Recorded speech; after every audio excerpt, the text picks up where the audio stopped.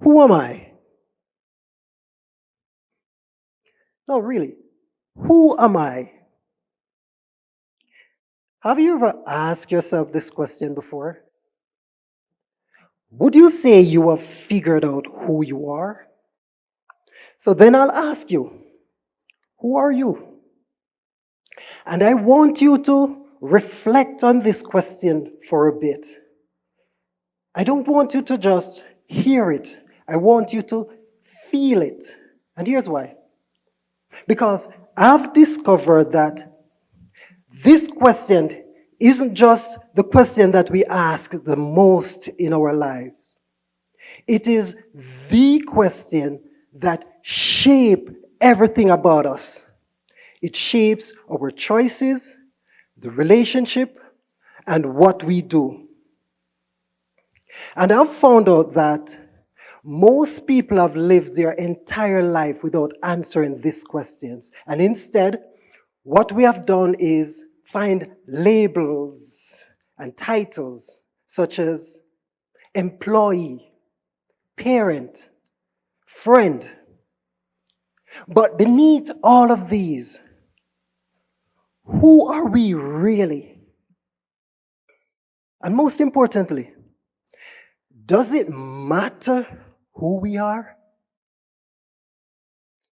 The truth is, I've spent most of my life trying to answer this question for myself. Who am I? And this question has taken me to the end of the earth and back. And today, I would like to share with you this journey and how this search has helped me to become the person that I am today. And I hope that it can bring some clarity to you as well. Now, this journey started for me when I was about 10 years old. I remember one day I was looking in the mirror and I couldn't make sense of what I was looking at. And that's when I asked myself the question for the first time. Who am I? But I didn't have an answer. I don't know. That's when I decided I'm going to ask my mother. So I ran to my mother and I asked my mother, Mom, who am I? I remember the broad smile that came across my mother's face and the excitement that ran through her body. It was as if it was the most important question for her in her life. I remember she placed her hand on my shoulder. She looked me in the eyes, and with a broad smile on her face, she said, "You are my son." Okay, all right. To be honest with you, her answer made me feel good. I was excited. I was happy to know that I am my mother's son. But the thing is, as the years passed and I got into my teenage years and my body, my feelings, everything started to change. I realized the simple answer from my mother doesn't seem to cut it anymore. I felt like there was more to who I am. And so the search continued. And as the years passed, I kept asking the same question over and over again. And the answer just seems to be eluding me. Who am I? Why am I here? Why do I feel the way that I feel? Why do I think the way that I think? Should I care about myself? Should I care about others? Does it make any difference if I get out of bed or sleep in for the rest of my life? What's the meaning to this life? Because as I was growing up, I realized, even though I don't know the answers, I realized that life is complex and we need to have a deeper understanding of the complexity of life because we need to know the answer in order to know where we're going. As a result, I kept looking for answers in many places. There was no place that was too big or too small for me to look. For example, I remember one day I walked into a room full of people, some of which I knew, some I don't. But I remember when I walked into the room, I saw Sarah jumped out of her seat and she said, "Hey, everyone, Robbie," as she pointed at me. So I walked over to Sarah and I asked her, "Sarah, what made you so sure it was me?"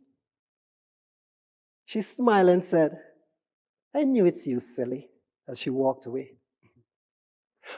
But as silly as that question was, I really wanted an answer. I really wanted to know, what is it that she saw that I couldn't see in myself?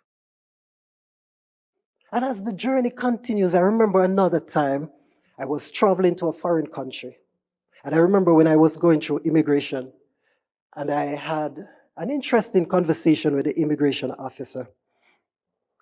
I remember he took my passport from me and he asked me my name. And I said, "My name is Steve." Okay. He said, "Look into the camera." I did.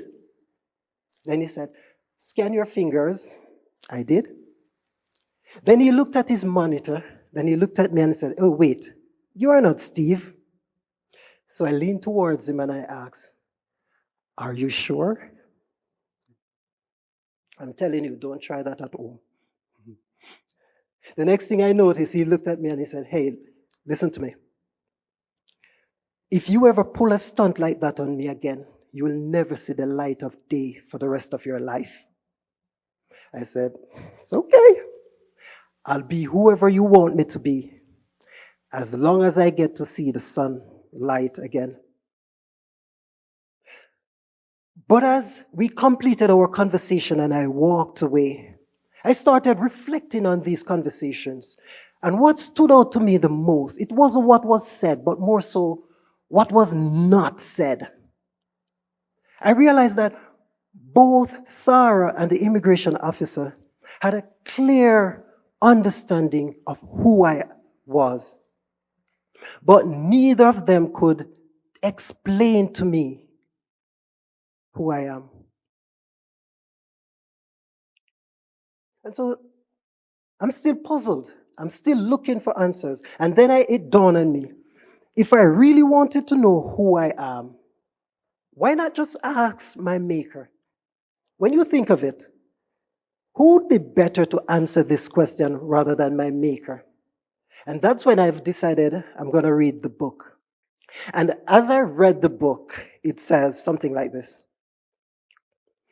"I make you in my own image and likeness for you to rule over all the creatures of the land."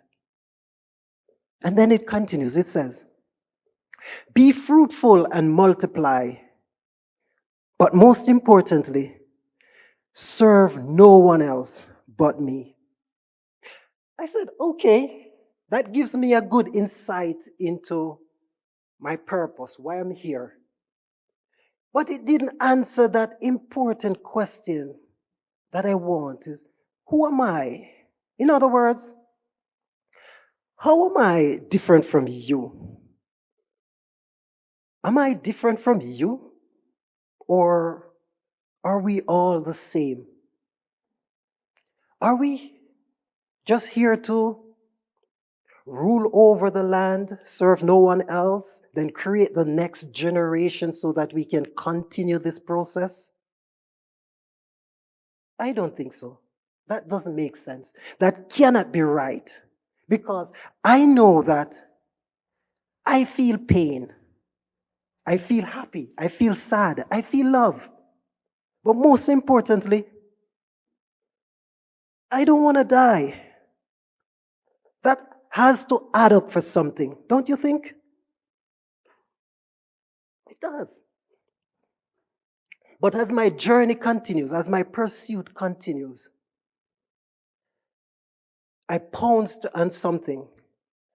I found an answer in a place that I never thought I would. And in this place, it led me to stop searching for who I am, as it provided something that I think it was more profound than any answer I could come up with as to who I am. And as a result, it was something that I could live with. And this answer came one day when I went to visit Paul, a good friend of mine who was in the hospital on his dying bed. And I remember when I visited Paul and I sat beside him on his bed and I listened to him as he reflected on his entire life. I remember he talked about the good days, the bad days, the good memories, the regrets, everything he could think of. And at the end of his story, he looked at me and he said, "And here we are." And I said, "And here we are indeed. But can I ask you a question though?" He said, "Sure." I asked, "Tell me this. At the end of it, at this point, what would you say is the true meaning of life?" I remember when I asked that question, I could see a glow that came over his face, and it was as if he came back to life. He raised himself up on the bed, something he hadn't done in a long time. And he leaned forward to me and he said, in his weak voice, he said, "Life doesn't come with meaning. You give it meaning through your choices and your actions." Then he paused, just to regain his strength and prepare himself as if he's going to say the most important thing in his entire life. Then he continued. He looked at me and he said, "Remember this. You give it meaning through the life you choose to live, the relationships you have, and how you treat others." I said, "Wow, that was profound. Life doesn't come with meaning.